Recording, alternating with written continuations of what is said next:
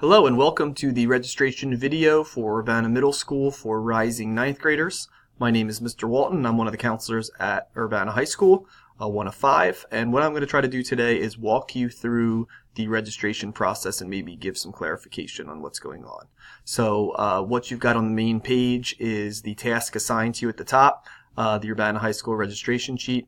Couple things to be aware of that are going to be loaded with some information for you. The document library, if you click on that, you will see some relevant materials in terms of the various academic departments and the classes they offer. The course guide and the planning guide will also be in there. So you'd simply click on that and there will be a variety of options for you to choose from of things that will give you more context on individual classes. Also, the course planner that you've been working on with your counselors is under the courses area. You would simply click on courses and then the manage my course plan area. I apologize for not clicking on those areas. What happens is it does log me back into the teacher end of things, and so I do not want to derail our process of showing that. But you can click on those and you should be familiar with the course planner, and the document library, basically clicking on it will take you right into the PDF and Word files you need.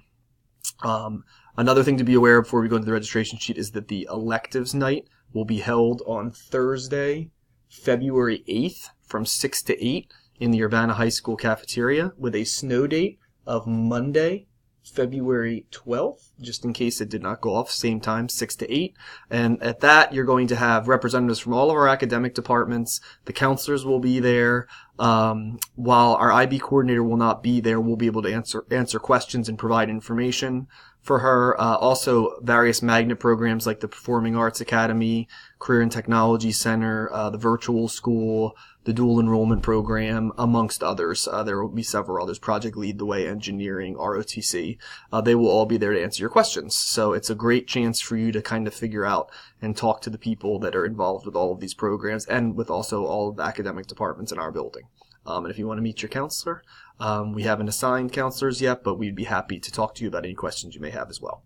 So go ahead, for right now, let's move on to the registration sheet. Go ahead and click on the task up top in the What's New area, and you'll see a page like this. And the registration sheet is actually technically a survey, so you're going to click on the link for Complete a Survey, and that will take you into the registration sheet. And I will show you where the survey gets archived once you open it. But for right now, we're going to kind of go through it, and then I'll work backwards from there. So the first thing, and you can see anything with red next to it is required. So that's going to make sure that the relevant information about who you are is going to be in there, as well as things that you must take as a ninth grader. You're not going to be able to submit this form without those things being chosen. So in this case, we always use president names, so I believe we use James Madison as your sample student, and so we'll just say that maybe he was the first James Madison to ever use Gmail, so he'll be james.madison@gmail.com. And then you have to enter the parent or guardian with whom you talk to about your selections. That just means that we want to make sure that you have talked to someone who is not you and just not submitted this without a parent or guardian having no concept of what was submitted. Because what happens a lot of times is if you submit this without talking to somebody at home or somebody to advise you, they will reach out to us, and then there's the embarrassing moment where we read your name to them. And they suddenly are like, I can't believe they typed in my name without talking to me. So, Mr. Madison's wife was Dolly Madison, so we'll go ahead and use Dolly Madison as who he talked about. And maybe perhaps in your case, if you could certainly put a sibling's name in, but I'm sure parents and guardians would not like that. And so make sure that you use somebody who is an adult who can look at it. So let's go into the actual nuts and bolts of picking classes. First thing to know is that you are going to be picking 8 classes and 2 alternates with no exceptions. So no matter what, you're picking checks that amount to 8 total classes and then 2 alternates at the bottom. Do not skip the alternates. You're not going to be allowed to. And certainly if you try to skip something in which you're required to take it, the core academics, it will move you backwards. Another thing to be aware of is that there is the ability to take classes that count as 2 credits. And what you'll do in those situations, in parentheses, it will say counts as 2 credits. So 1 check mark in those boxes will actually count as 2 towards your total of 8 classes. So just be aware of that. Same thing goes if people double up in the areas where you double up meaning that you take 2 classes in the same subject area back to back. Remember that those count as 2 choices as well. So you start with English. Your choices are English 9 Honors, English 9 Standard, the English 9 Year-Long. The first two count as one choice. The other counts as two. You should have some materials that guide you to your choices in your core academics. While you can deviate from what is recommended for you, it is highly recommended that you, for your ninth grade year, stay in the recommended class. The reason is because it is tied to things such as PARCC scores and standardized testing and grade performance, and so it isn't just sort of willy-nilly thrown out there. There is a rationale behind why those classes were chosen. So in this student's case, let's just say they're going to take English 9 Honors. So they've got their first of 8 choices. Remember that if you're recommended for English 9 Year-Long, that if you're clicking the button, you're at 2 choices instead of 1. Social studies, for the first time ever, ninth graders are going to be taking American history. They've switched up the sequencing of things. So the choices here are pretty numerous. You've got the standard level and the honors level. You've got the AP version of it, which actually is a full year class and counts as 2 classes. So AS2, the American Studies 2, the standard and the honors counts as 1 class. If you decide to take the AP US, it's going to count as 2 classes. So just like the English 9 Year-Long counted as 2, AP US will count as 2 as well. There also is the ability to sign up to take the class as what's called a virtual in-school class. Now this is different than the virtual outside the program, which is an additional class above and beyond the 8 you're taking in the building. This is one where you would sit during an actual block in the day and work on a virtual class in a classroom with students taking a variety of other virtual classes. So it is very much a niche class for folks that do not want to be in a traditional classroom setting maybe. They're very independent, want to work on their own. It's an option.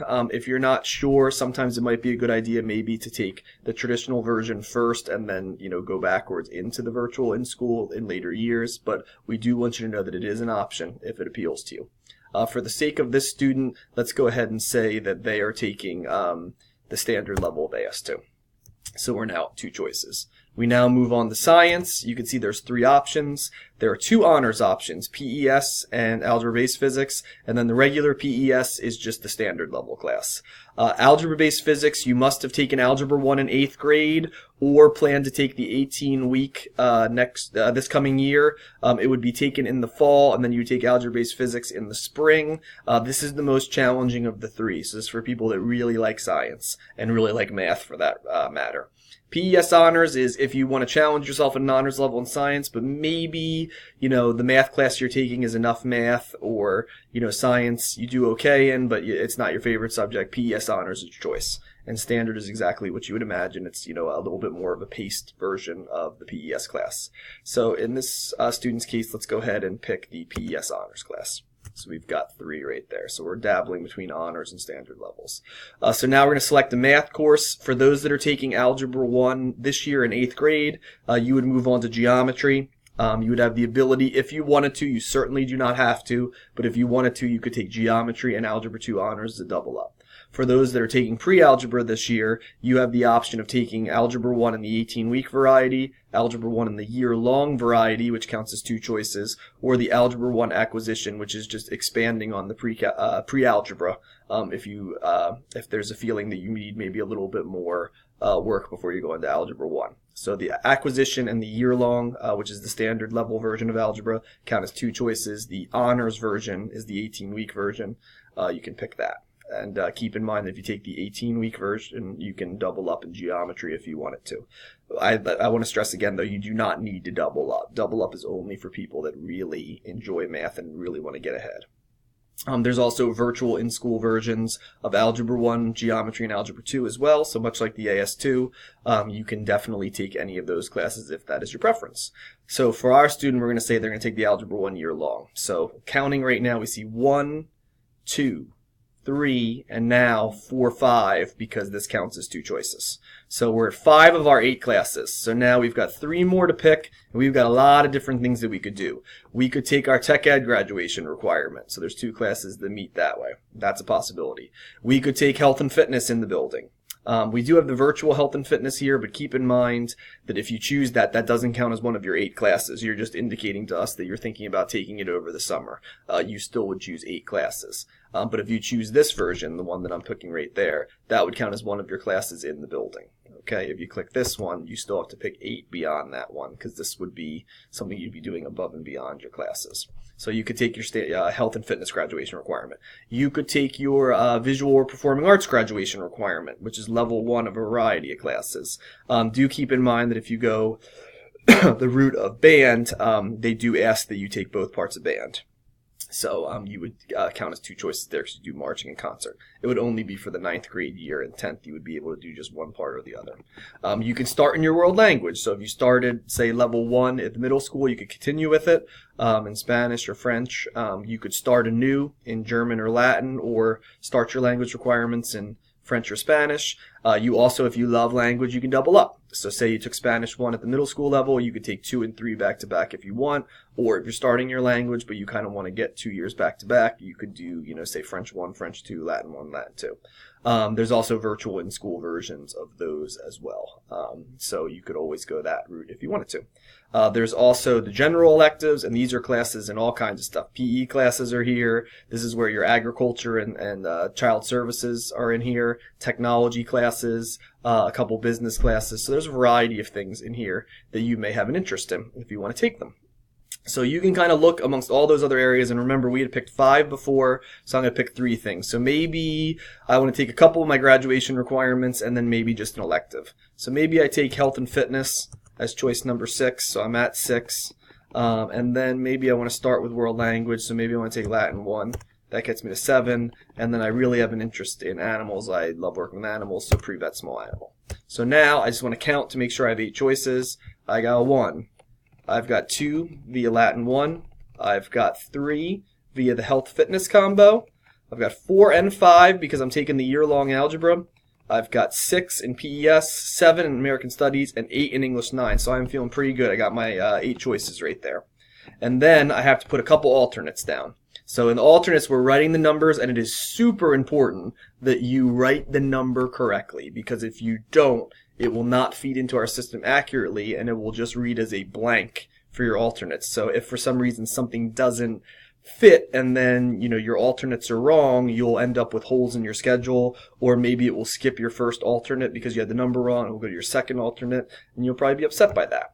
So let's just go with some classes that will be our alternates. So say you're looking at this new fitness and wellness class, and you're like, I've always kind of wanted a little bit more information on nutrition, and I may not always be the traditional athlete, but I have an interest in learning how to do some lifting and maybe some yoga, Pilates, stuff like that. I'm going to go ahead and put that as my first alternate just in case. So I look at it 463 300. That's my first choice. Second choice, I look back up and go, okay, well, if it gets down that far, maybe I'll look at another graduation requirement. So maybe I'll take Foundations of Technology. So I see it's 344070. I'm going to come down here, make sure I type it correctly, 344070. Go back up and double check. Did I type that right? Yes, I did, 344070. And I am good to go. And I only have a couple more classes left. One of them is asking if you're interested in taking a class at the virtual school. That's above and beyond the 8 credits. I'm going to say no for my case. Do I plan to shadow a program at CTC? You can find information right here about what CTC is, and they will be at the electives fair. Just for the sake of this, I'm going to say no, but you certainly can pick yes. Do not worry about picking yes on any of those. And then number 17 is basically just saying I have reviewed my selections and I am ready to go.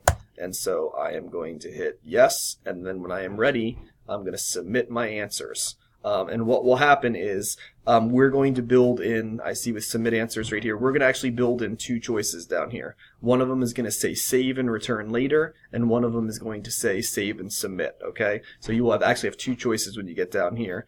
One of them, though, is going to look like this, submit answers. Now when you do this, it will submit, and your survey is complete, and you will be done the registration sheet.